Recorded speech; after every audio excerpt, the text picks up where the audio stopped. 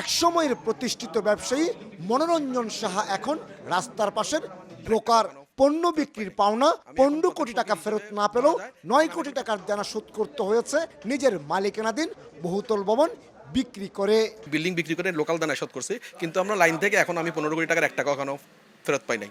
আমি এখন পথের ফকির হিসেবে ধরা যায় এবং আমি এখন খাতুনগঞ্জে ব্রোকারি করে চলতেছি।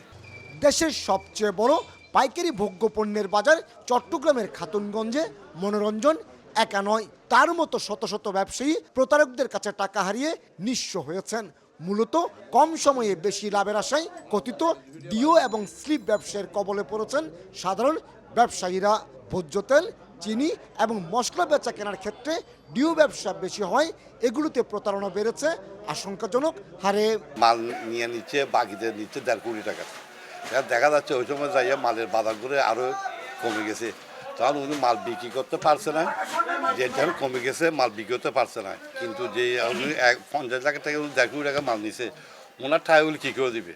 তখন উনি মাল লোকসান দিয়ে মাল ওইগুলো কি বিক্রি করে ওনার টাকার পেমেন্ট দিতে হয়। কিন্তু শেষ পর্যন্ত লাস্ট মাল বিক্রি করতে না পারলে উনি সুদের উপর টাকা দিতে হয়।